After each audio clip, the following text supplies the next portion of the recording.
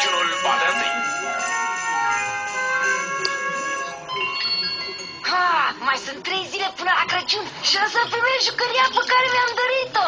Asta doar dacă sunt 3 zile de comportament furios și antrenament. Fără transpirații, tată. Și cu toate astea, la cât de încet ne mișcăm, o să mai dureze o vreme.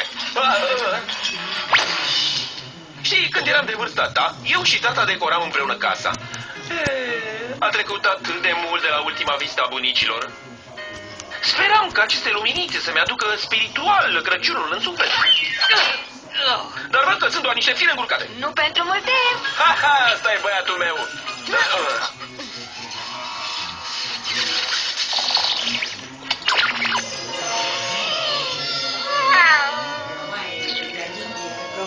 Domnule Ken!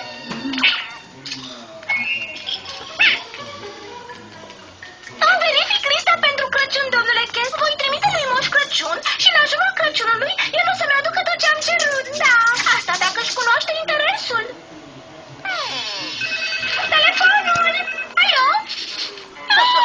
Bunica și bunicul! Crăciun fericit! Bunico, îmi verific lista pentru Crăciun, iar tata și cup instalează luminițele de Crăciun și după asta o să facem bradul. O să explic eu totul, scumpo. Bună, mama! Bărda, scumpule, am vești bune. Avem o super surpriză de Crăciun pentru tine și copii. Oh, o surpriză pentru noi? Mili, nu te mai uita după cadouri. O să luăm avionul și o să fim la voi diseară. Este rândul tău, draga mea. Serios? O să avem un Crăciun extraordinar, așa cum obișnuiam noi. Hei! O să-ți arăt eu ție! Abia aștept să vă văd. Pa! Copii, vor veni bunicii voștri. Vreți să încetați să distrugeți casa pentru următoarele zile? Ce drăguț! Asta e lista mea pentru Crăciun! Biscuiți cu gust de pește și plutoniu? Fetele astea, nu o să le înțeleg niciodată. Cum arată, fiule? Minunat, tată! Un mănuț de luminițe e tot ce ai nevoie când ești pătruns de spiritul Crăciunului. Ha, o să vezi tu! Numai flash-uri fără spirit. Bărda Burgan! Vrei să-ți pui tot vechiul mănânc de luminițe? Ce patetic! Răstoarnă-l! Moșul vrea să coboare, nu să rămână acolo! Crăciun fericit și ție, bătrână, doamnă Manson. E momentul să dăm drumul. Hai, lasă-mă să verific întrerupătorul.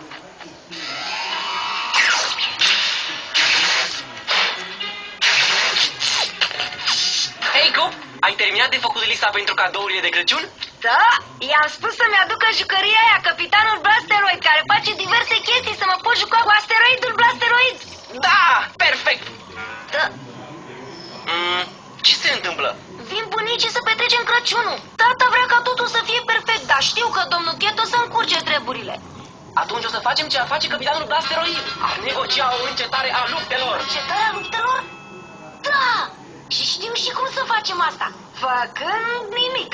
Chiar dacă o să mă scoată din sărite Chet, eu o să stau și nu o să fac absolut nimic. Chiar așa. Nu-l poți controla pe Chet, dar te poți controla pe tine. Trebuie să fii tare, Cup.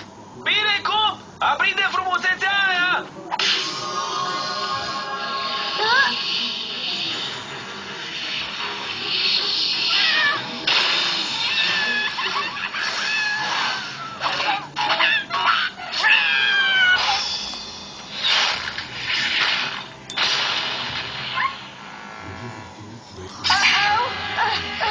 Nu face nimic! Nu face nimic!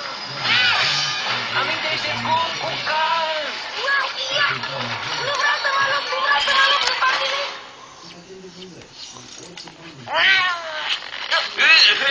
Bunicii vor veni în curând. Trebuie să aranjăm bradul. Da! Nu e în spiritul Crăciunului? O să fie frumos îndată ce e decorat. Răspund eu. Alo? Mama! Oh, Bert, nu o să crezi. Zborul nostru a fost deviat și acum suntem înzăpeziți. Înzăpeziți? Asta înseamnă că nu mai ajungeți de Crăciun? Glumești cumva? E vorba doar de un mic ucol și atât, ăsta e trenul nostru. Trebuie să închid, fiule. Ne vedem mâine, scumpule. Pupai pe micuț din partea noastră. Pa, pa! Tăticule, bunica și bunicul mai vin? Poți să pui pariu, scumpo?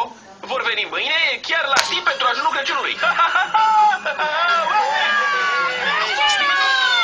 Este aranjat. Un Crăciun de modă veche, în stilul autentic Württemberger, merită un brad ornat tradițional. Ți se pare că ăsta e un elf de Crăciun? Ai lipit și tu niște chestii acolo și ți-a ieșit asta? Ah, ce mă enervez! Asta e Moș Crăciun, domnule Cat.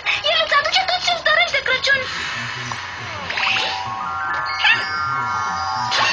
Lista mea e undeva pe aici. Ho, ho, ho, ho! Au, te rog, ia portofelul meu, pisicărea! Ce? Nu sunt Moș Crăciun, eu nu aduc jucării, eu fac plăcinte! Eu sunt tipul cu plăcinta, tipul cu plăcinta! Oh, asta nu e o barbă falsă! Haide, domnule Cat, să mergem să ne luăm bradul. Ce zici de la tata? Nu? E prea scurt? Dar ăla? Prea subțire? Oh, ăla! Prea gros! Ăla? Nu, e prea verde! Tată, de unde știm când găsim bradul perfect? O să știm când îl găsim! Aha! Aici trebuie să fie locul unde pun marfa de calitatea întâi. Tată? Nu sunt sigur că face parte din pepinieră. Asta e perfect! Un adevărat brad de Crăciun! Nu e cam mare? Glumești? Bunicul tău e obișnuit să taie copaci de 2 ori mai mari. Bine. Cade!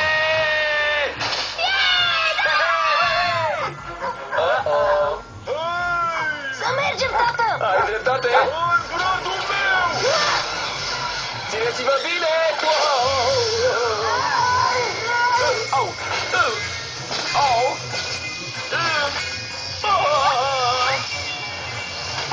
Așa e mai bine! Compania de Moș Crăciun!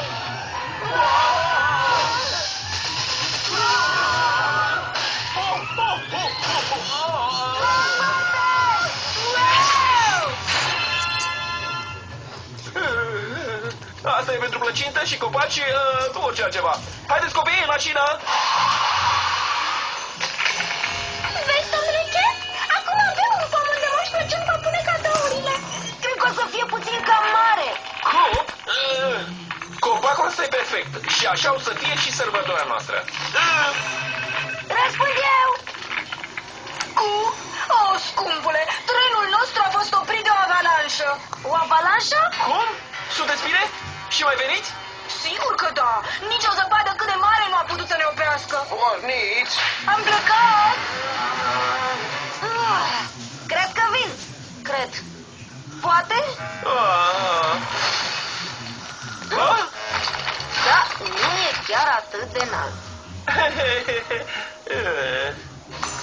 Nu a fost nici măcar ce făcea Cat într-o singură zi. Dar oare ce s-a întâmplat cu el în zilele astea? O să fii surprins de ce poate face micul spirit al Crăciunului. Dacă zici, eu nu o să fiu niciodată surprins de ce poți face tu. Mili, nu ți-am ascuns cadourile în camera mea? Eu doar verificam cadourile pentru bunica și bunicul. Oh, cadouri pentru bunica și bunicul. Alo? Tată, ce coincidență, tocmai vorbeam de voi. Nu prea te aud, probabil că e... O, conexiune prostă. Am strănutat doar, nu-ți face griji. Ne-am făcut alte aranjamente de călătorie. Trebuie să închid. Pa, fiule! Ce s-a întâmplat, tată? Cum? Bătrânul tău e pe cale să facă ceva ce a jurat că nu o să facă vreodată. Ce? Să se uite la degetele domnișoarei Munson? Nu! Să meargă la cumpărături la mall cu 2 zile înainte de Crăciun! Cum să